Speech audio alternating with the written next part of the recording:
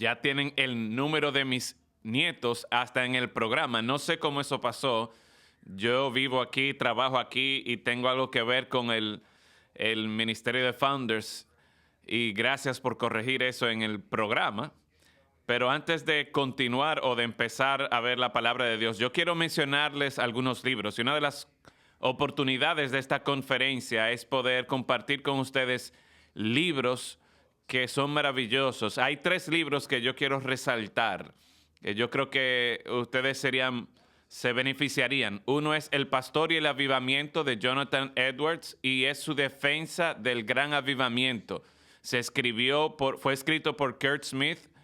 Es un pastor y historiador, y él investiga las palabras de Jonathan Edwards después de este gran avivamiento para defender lo que estaba ocurriendo allí, y fue usado por Dios para promover el avivamiento en 1740. Así que si quieren más información acerca de esto y de la teología de Jonathan Edwards sobre el avivamiento, le animo a que consiga este libro. Otro libro es un libro más pequeño, Lecciones de una sesión de Job, la soberanía de Dios en medio del sufrimiento. Y fue escrito por un buen amigo mío, el hermano Travis, que es un diácono en la iglesia donde yo sirvo. Y también hace tiene que ver con cosas de video en el ministerio. Y yo he visto a Travis vivir a través de esto. Y alguien que ha vivido a través de lo que él y su esposa vivieron por 18 meses, un huracán que le quitó su casa, situaciones de enfermedad. Y es una historia increíble y es un testimonio de la gracia de Dios en criaturas falibles como nosotros. Si usted está pasando por una situación así, este libro sería maravilloso y le animo a que puedan leerlo y compartirlo con otros de la bondad de Cristo. Y este último librito es de la oración y la política, escrito por un pastor amigo, un pastor que es también en Grace Baptist Church, y yo escuché el mensaje que él predicó, que sirve como base de este libro, acerca de cuál es nuestra responsabilidad de orar por las autoridades civiles, y fue maravilloso. Y fue tan bueno este sermón que le animamos a que lo escribiera en este tipo de formato. Así que si necesita algún tipo de guía para saber cómo su iglesia puede orar por la administración, la política, creo que este sería un buen libro que pudiera orientarle en este sentido. Bueno, nuestro texto en esta tarde es el Salmo 44. Y le animo a que busque en su Biblia estos versículos, porque esto es lo que estaremos viendo en esta tarde. En la medida que consideramos la palabra de Dios en este salmo en particular, es un lamento que se describe aquí como masquil de los hijos de Coré, y no tenemos certeza de quién fue realmente el autor de este salmo.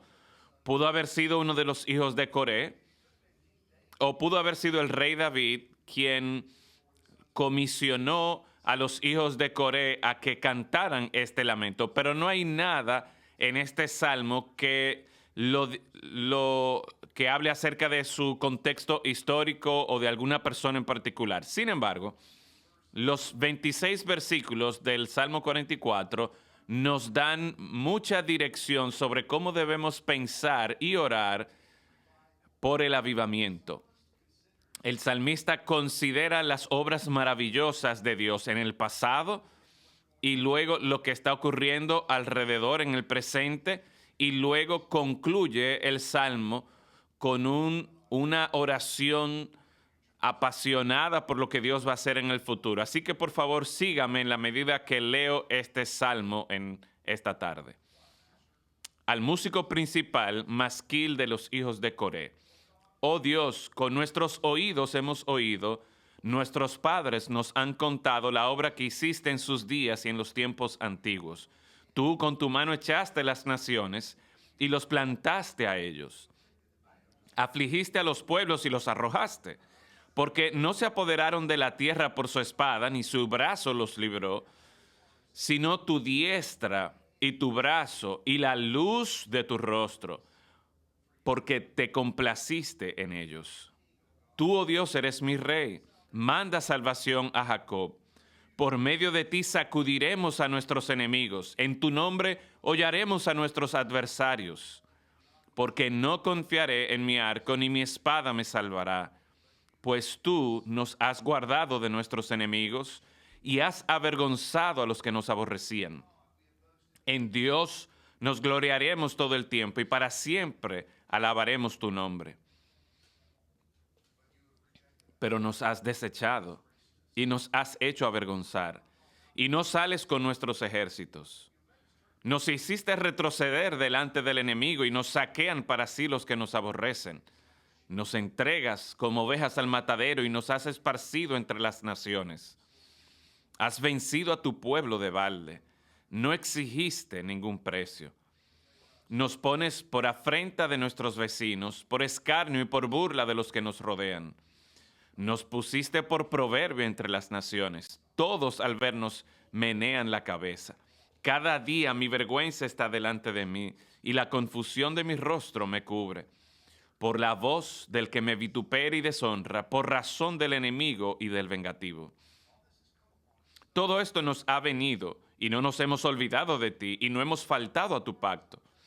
No se ha vuelto atrás nuestro corazón ni se han apartado de tus caminos nuestros pasos, para que nos quebrantases en lugar de chacales y nos cubrieses con sombra de muerte. Si nos hubiésemos olvidado del nombre de nuestro Dios o alzado nuestras manos a Dios ajeno, no demandaría Dios esto, porque Él conoce los secretos del corazón, pero por causa de ti nos matan cada día, somos contados como ovejas para el matadero. Despierta. ¿Por qué duermes, Señor? Despierta. No te alejes para siempre. ¿Por qué escondes tu rostro y te olvidas de nuestra aflicción y de la opresión nuestra? Porque nuestra alma está agobiada hasta el polvo y nuestro cuerpo está postrado hasta la tierra. Levántate para ayudarnos y redímenos por causa de tu misericordia.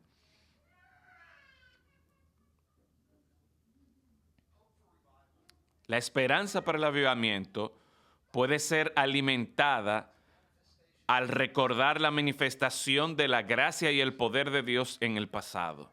Eso es lo que vemos en el Salmo 44. La parte del medio de este salmo, iniciando en el versículo 9, de hecho, nos da la ocasión para esto, el por qué el lamento es orado por el salmista.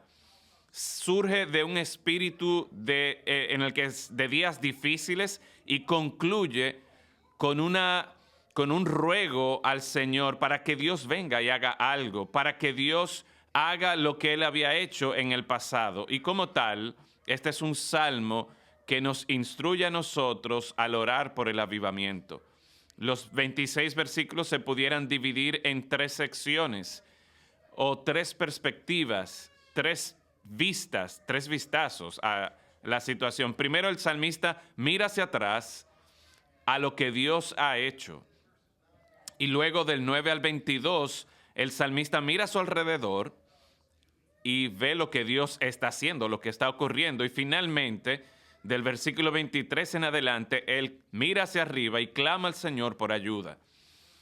En estos primeros 8 versículos somos instruidos, somos animados a mirar atrás y ser animados por la historia de las obras maravillosas de Dios. Como pueblo de Dios, los israelitas habían pasado historias de la obra de Dios en favor de ellos, de lo que ellos habían logrado bajo la bendición de Dios y bajo la intervención de Dios. Se había registrado y estas historias se habían transmitido de generación a generación. Y hay registros específicos que, entendidos teológicamente, que se pasaron de generación en generación. Y lo vemos en el versículo 2 y 3. Mire cómo estos versículos se refieren a la conquista de Canaán bajo el liderazgo de Josué. En el versículo 2 dice, tú con tu mano echaste las naciones y luego los plantaste a ellos. Las victorias que se habían multiplicado en esa campaña militar de 7 años bajo el liderazgo de Josué, fueron por causa de Dios. Dios actuó en favor de su pueblo. Los hechos que Dios hizo, con su propia mano los libró, con su diestra los sacó, y tú los plantaste, tú luego los libraste. Y para entender el punto que se está haciendo aquí de todas estas victorias, de las obras de Dios, el versículo 3 dice que no fue por su propia espada que ganaron la tierra, ni por su brazo que los salvó, sino tu diestra, tu brazo, la luz de tu rostro, porque te complaciste en ellos. Ahora, ¿qué es esto sino una afirmación de que estas bendiciones, esta manifestación del poder en la historia del pueblo de Dios fue no por causa de su propia fuerza, no por su brillantez, no por su celo, ni siquiera por su fidelidad, sino estas bendiciones fueron por causa de la gracia soberana de Dios, porque Él se complació en ellos. Él lo hizo. Él obró poderosamente a favor de su pueblo por causa de su propio deleite. Y al reflexionar en el pasado distante de la obra de Dios, el salmista entonces va a un pasado más reciente en su propia vida, que encontramos los versículos del 4 al 7. Aquí vemos cómo él no solo recuerda las obras poderosas de Dios en el pasado distante, sino también en la historia personal del salmista.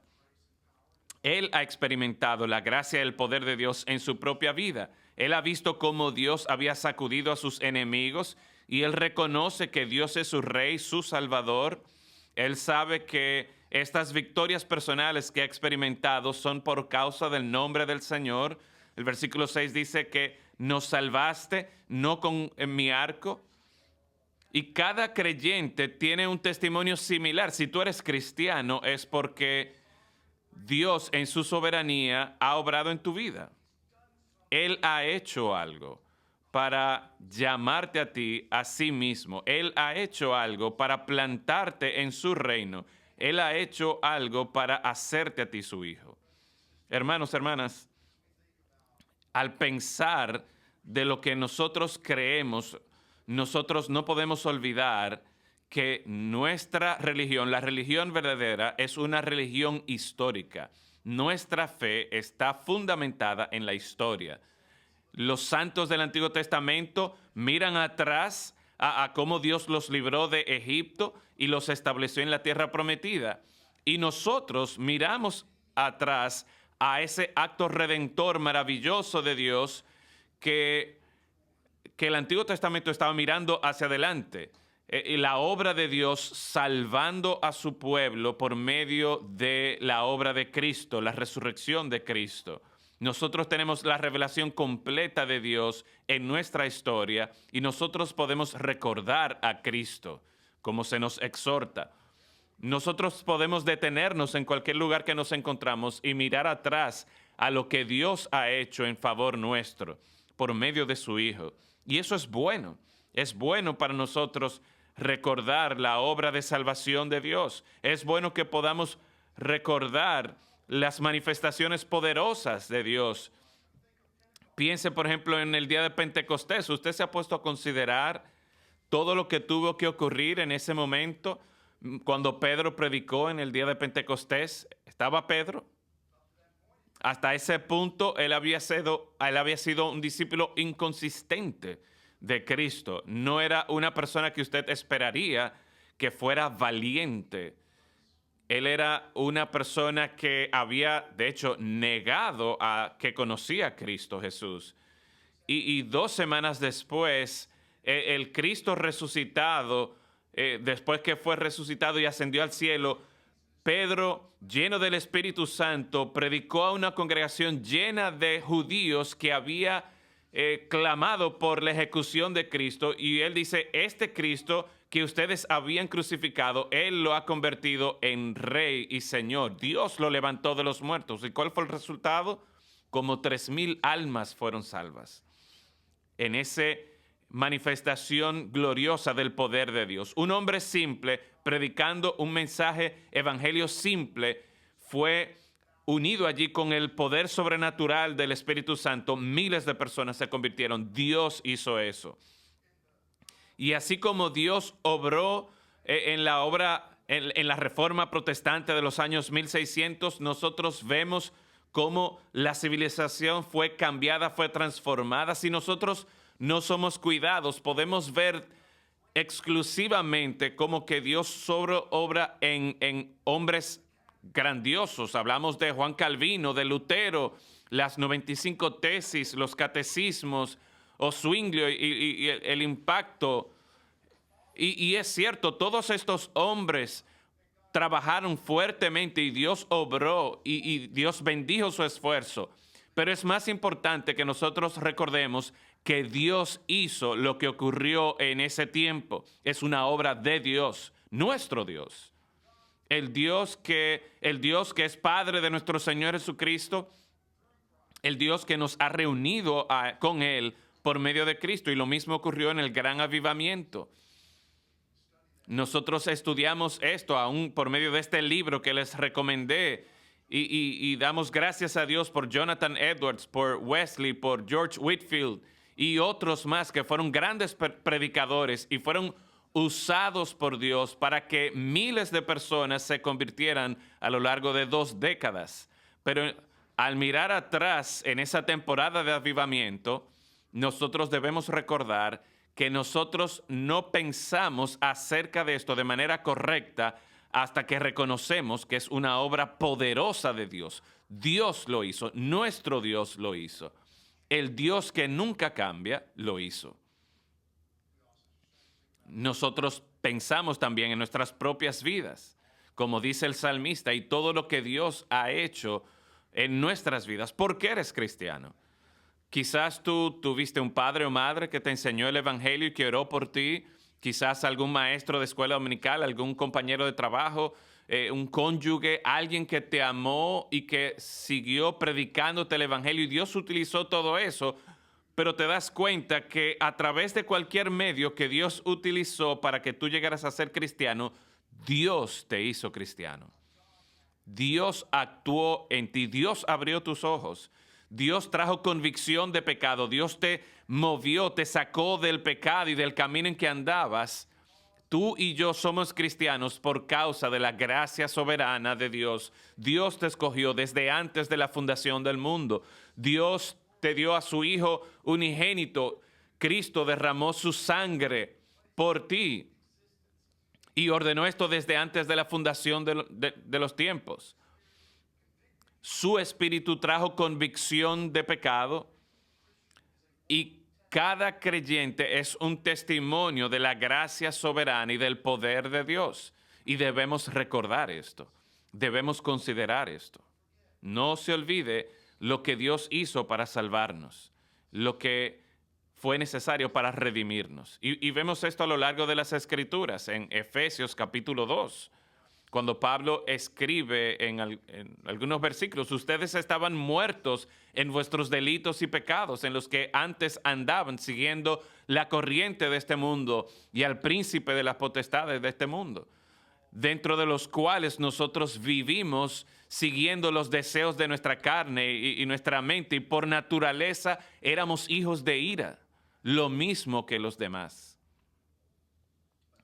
Pero Dios, siendo rico en misericordia, por causa de su gran amor con que nos amó, aun cuando estábamos muertos en nuestros delitos y pecados, nos dio vida juntamente con Cristo. Por gracia sois salvos. Nosotros debemos recordar que como creyentes, nosotros somos unas ilustraciones andantes de la gracia y el poder de Dios. Él nos ha unido con Cristo. Eso significa que tú y yo nunca debemos estar sin esperanza. No hay ninguna persona que usted va a conocer como que está fuera del alcance de Dios. Hemos olvidado de recordar lo que Dios ha hecho por ti. Si Dios me salvó a mí, hay esperanza para toda persona. porque es Dios con su gracia y poder que nos salva.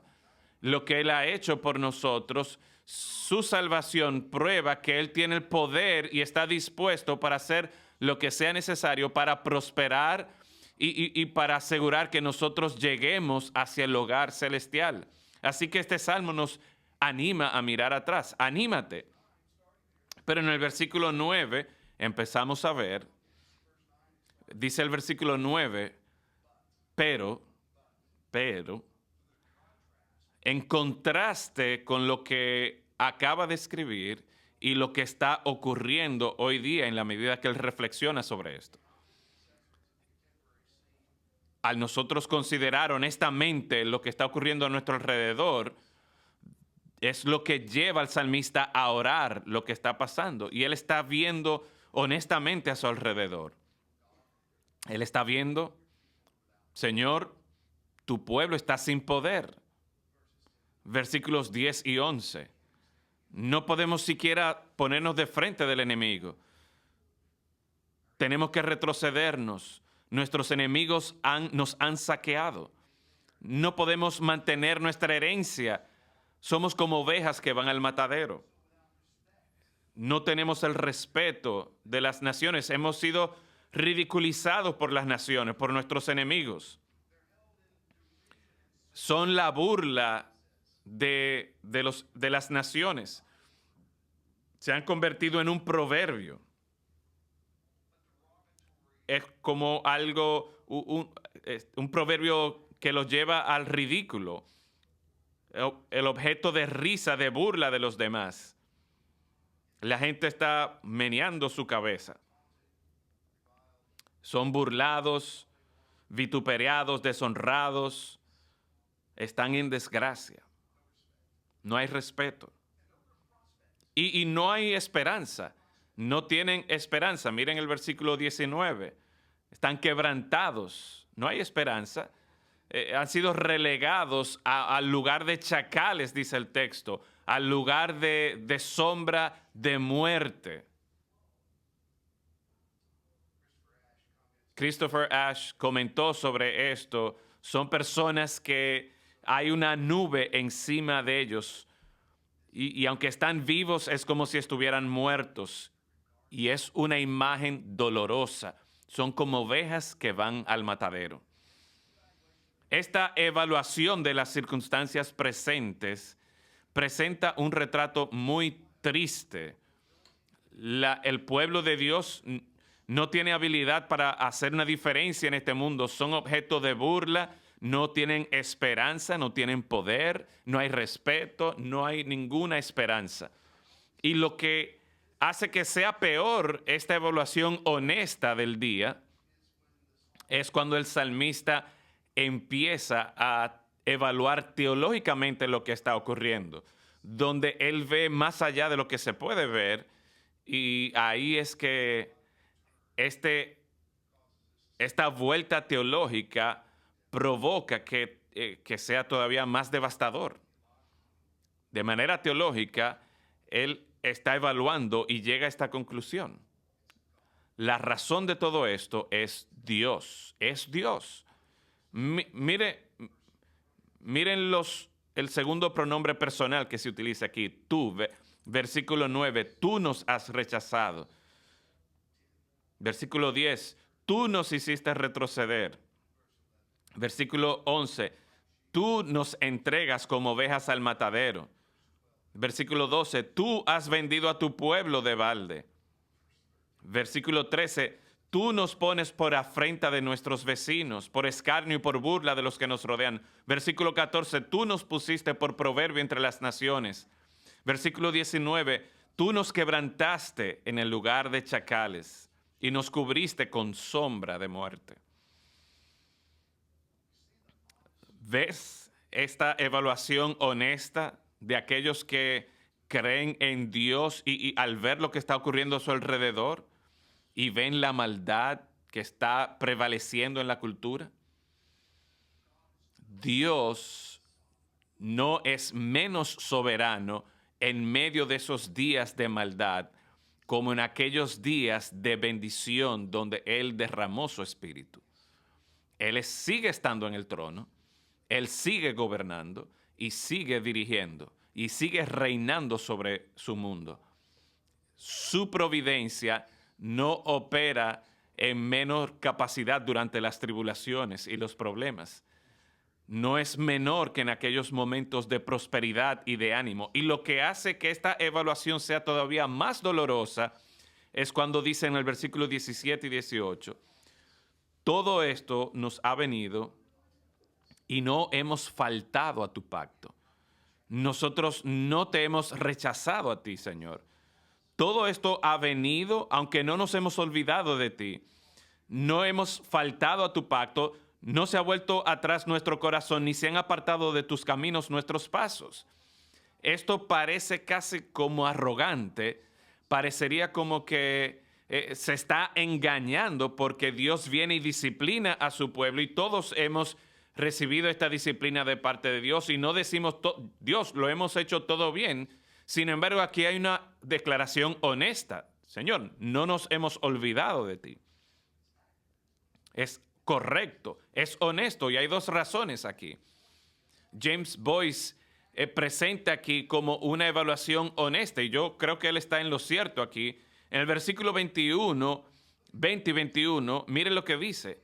Si nos hubiésemos olvidado del nombre de nuestro Dios o alzado nuestras manos a Dios ajeno, ¿no demandaría Dios esto? Porque Él conoce los secretos del corazón. En otras palabras, si nosotros nos hubiésemos olvidado de ti, si nos hubiésemos alejado de ti, tú lo conocerías porque tú conoces todo y tú lo hubieses hecho conocido a nosotros, tú lo hubieses descubierto a nosotros. No es que Dios lo va a descubrir, Dios no necesita descubrir nada, Él conoce todo. Y ustedes recuerdan lo que ocurrió en la conquista de Canaán, porque Acán había robado un oro y plata cuando derrotaron a Jericó. Dios lo descubrió a ellos. Dios hizo que ellos lo conocieran, lo que había ocurrido y por qué ellos habían sido derrotados. Pero Dios aquí no le ha hecho conocer a su pueblo en esta temporada como que ha habido algún tipo de apostasía, así que ellos permanecieron fieles a su pacto. Y nosotros debemos tomar esto como una declaración sincera. No nos hemos alejado de ti. Seguimos clamando a ti, seguimos adorándote a ti. La segunda razón por la que debemos tomar este testimonio como correcto es por lo que nos dice el 22. Por causa de ti nos matan cada día. Pablo cita este versículo en Romanos capítulo 8 para mostrarnos el amor de Dios para con nosotros en Cristo, que es inconquistable. La unión que tenemos con Cristo no puede ser quebrantada. Y lo escribe allí en Romanos 8. ¿Quién puede separarnos del amor de Cristo? Tribulación, persecución, hambre, peligro, la espada, como ha sido escrito. Y él cita, por causa de ti somos como ovejas que van al matadero. Y conociendo todas estas cosas, somos más que vencedores por medio de aquel que nos amó. Pablo está diciendo que los creyentes pueden ser fieles a Dios, pueden ser amados por Dios y pueden mantener el pacto con Dios y aún así pueden ser sometidos a todo tipo de maldad que ocurre, como la que están descritas aquí en el Salmo 44. Así que aquí está el dilema, que un entendimiento honesto y teológico de estas circunstancias. Dios, el Dios de pacto que ama a su pueblo con un amor inquebrantable, que los ha librado de todo el pecado y las tribulaciones de su vida y los ha convertido en su pueblo, los ha entregado a sus enemigos. Están débiles, son ridiculizados, han sido oprimidos, son objeto de burla, y todo esto bajo la prerrogativa soberana de Dios. Son su pueblo y aún así están siendo oprimidos por sus enemigos. Ellos han permanecido fieles a Él y han permanecido fieles a su pacto. Sin embargo, no tienen la posibilidad de hacer impacto en este mundo. Conocen a Dios y conocen que Dios ha obrado poderosamente. Han escuchado las historias de cómo Él ha intervenido en el pasado a pesar de dificultades y debilidades, y ha cambiado esas circunstancias y los ha renovado y les ha dado victoria y ha provocado que ellos reverencien su nombre y que su nombre sea conocido por todo el mundo. Sin embargo, están viviendo en un tiempo en el que Él no está haciendo eso y están siendo confrontados con esta realidad de que esta situación es desesperante. Es como si hubiesen sido abandonados y Dios no ha derramado su espíritu en ese día como lo había hecho en días anteriores. Hermanos, hermanas, si ustedes se permiten dar un paso hacia atrás y hacer una evaluación honesta, teológica de nuestros días, piense acerca de la iglesia evangélica y las oportunidades que nosotros tenemos. El evangelio y cómo está disponible, los números que dicen conocer a Cristo.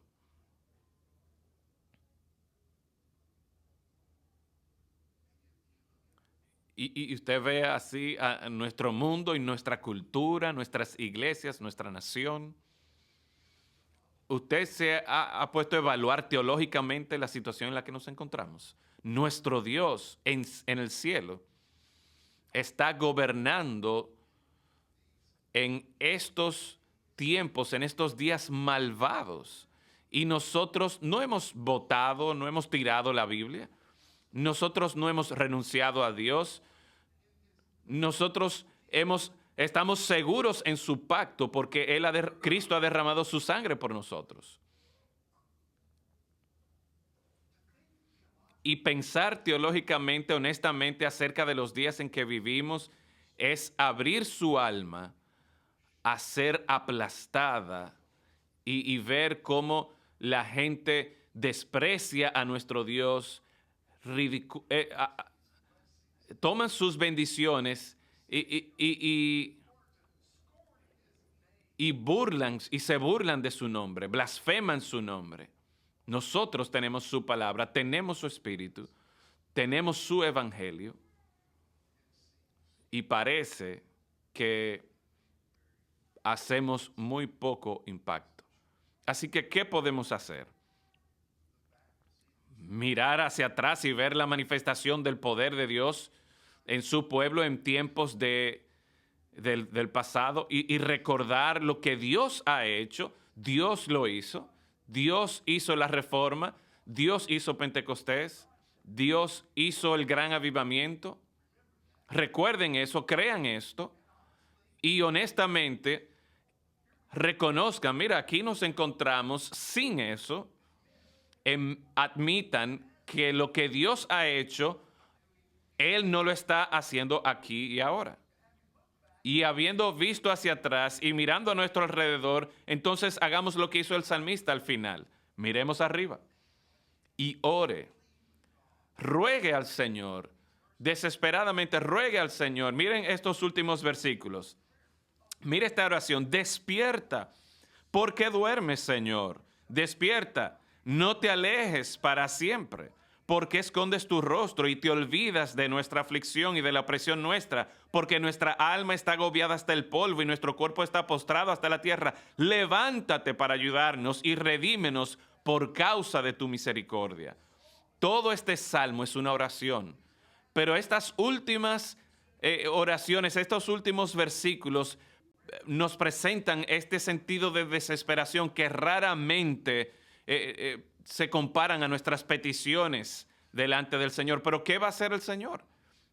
Cuando nosotros vemos nuestras circunstancias, usted recuerda sus obras poderosas en el pasado, pero ¿qué podemos hacer? Excepto humildemente presentarnos delante del Señor y reconocer los retos presentes, recordar el pasado victorioso. Ambos se deben a la providencia de Dios. Y viendo esto, entonces humíllate a ti mismo delante del Señor en una oración de desesperación. Ahora, esta oración no se ofrece con la exclusión de cumplir con nuestra responsabilidad. Ya se ha dicho que ellos han sido fieles al pacto de Dios. Hacemos lo que nos corresponde. La oración nunca es una excusa para no servir fielmente al Señor. Hay una frase, ora y trabaja. La oración debe ser nuestro deber principal, pero no debe ser nuestro único deber. Nosotros podemos hacer más que orar después de orar. Y mire lo que se presenta aquí, el sentimiento que se presenta. ¿Por qué duermes, Señor? ¿Por qué escondes tu rostro? ¿Qué tipo de lenguaje es este? Seguro que el salmista sabe que el Salmo 121, que aquel que guarda a Israel no duerme. Seguro que él cree lo que se registra en Isaías capítulo 49, que dice, una mujer puede olvidar a su hijo, y aun si una mujer puede olvidar a su hijo, yo no voy a olvidarme de ustedes. Yo los tengo en mis manos. El Señor nos tiene grabados en su mano. ¿Y por qué entonces actúas así? ¿Dónde está tu poder? La gente blasfema tu nombre y corrompe tu ley y no tienen en estima a tu hijo. Y tú has actuado en el pasado y aquí estamos.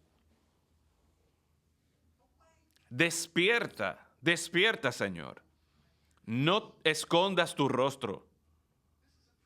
Esta es una oración que se siente del corazón, que nace del dolor, que nace de una evaluación honesta de la realidad que no se puede negar. No hay una blasfemia aquí en esta oración. No hay incredulidad aquí. Mira el versículo 26. Levántate para ayudarnos. Redímenos por causa de tu misericordia. ¿Qué es esta misericordia? Es este amor leal de Dios para con nosotros. Él está rogando por el carácter de Dios. Y viene de un corazón que está abrumado por la realidad de quién es Dios. Y que a menos que Dios intervenga, estamos perdidos. No hay un plan B. No hay otra alternativa. Yo me pregunto si nosotros conocemos este tipo de orar, este tipo de oración. Martín Lutero dijo que la oración es el sudor del alma. Y estos llantos, este clamor del salmista está lleno de esto. Es un hambre que tiene de Dios, es una desesperación que tiene por la intervención de Dios en favor de su pueblo.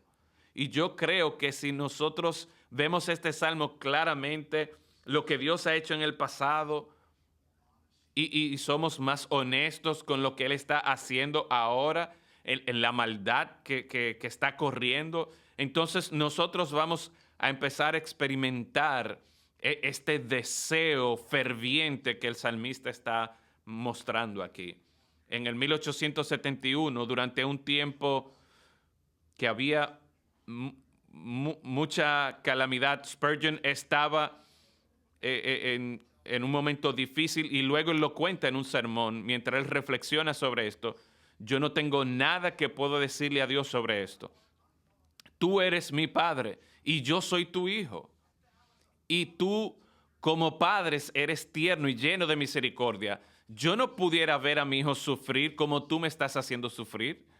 Y si yo lo viera tormentado como estoy yo haría lo que fuera para ayudarlo y pondría mis brazos sobre él para sostenerlo. ¿Acaso tú, Padre mío, no harías esto por mí? ¿Acaso tendrás una mano fuerte sobre mí y no sonreirías sobre mí?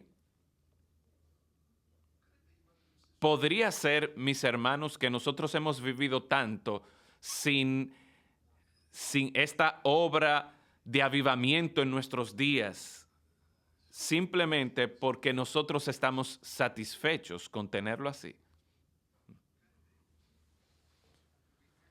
¿Podría ser que acaso nosotros hemos descubierto una manera de vivir que quizás sabemos que no es tan bien como en el pasado, pero hemos decidido que realmente no está tan mal?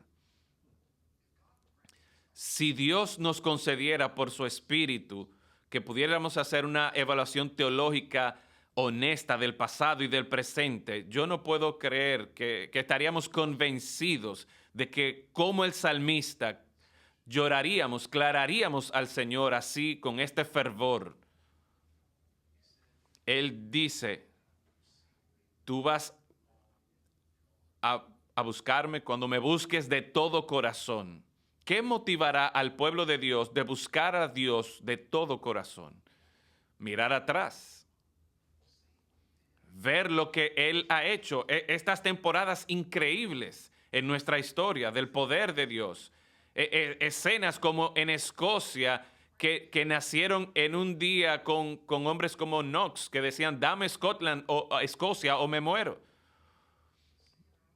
Miremos nuestra propia nación, nuestros propios días y reconozcamos que sin Dios, sin la intervención de Dios y esa obra poderosa, soberana de Dios, nosotros estamos perdidos.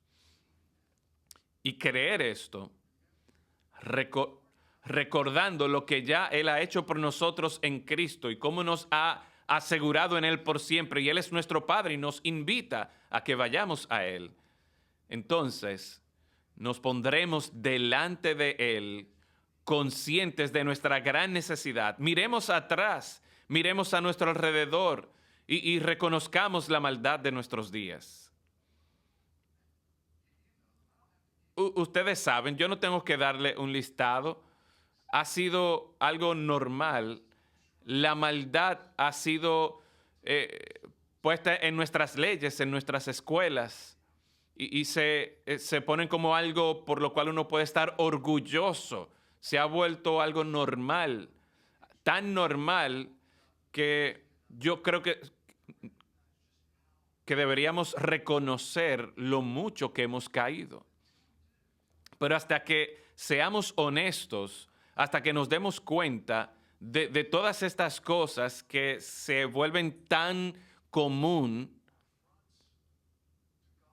son una afrenta a Dios que dio a su Hijo por nosotros, entonces no vamos a sentir esa desesperación de clamar al Señor y ver cómo cómo el salmista está clamando al Señor. Pero cuando lo hagamos, cuando reconozcamos nuestra situación, esta situación tan desesperante en nuestros días, ese sentido de urgencia del momento va a empezar a obrar en nuestros corazones. Y en la medida que Dios levanta a otros a reconocer estas cosas también, nos vamos a unir a ellos y vamos a querer unirnos a ellos y nos animaremos unos a otros para no darle descanso al Señor hasta que Él venga y haga que su pueblo sea una ocasión para alabanza de su nombre. Tú y yo vivimos a la luz de la venida del Señor. Y no tenemos que vivir con la anticipación, podemos vivir con la anticipación de la obra redentora completa de Dios. Ya la hemos visto en la vida y muerte de Cristo. Nosotros conocemos a Cristo, nosotros conocemos que Dios lo puso en la cruz para hacer una propiciación por nuestros pecados. Conocemos que Dios le levantó de los muertos para que no muriera más. Nosotros conocemos a nuestro hermano mayor, nuestro mediador, está ahora a la diestra del Dios poderoso haciendo intercesión por nosotros. Lo sabemos, sabemos que Él vuelve de nuevo. Y al saber todo esto, honestamente, mirando hacia alrededor, donde nos encontramos, debe motivarnos a orar con tal fervor que con valentía nos presentamos ante el trono del Señor en el nombre de Cristo y rogamos con este Dios que es nuestro Padre: Señor, ven y haz una obra en medio de tu pueblo otra vez hoy. Esa es nuestra esperanza. Es nuestra única esperanza. Es Dios, cuando Él derrame su gracia soberana. Y si no es eso, entonces estamos perdidos. Que Dios ponga una carga en nosotros, que Dios nos levante, nos despierte y nos ayude a pensar honestamente y use este salmo para moldear la forma en que pensamos del pasado, del presente y lo mucho que le necesitamos a Él, y que nos despierte para que nosotros podamos ver su respuesta a nuestro clamor. Vamos a orar.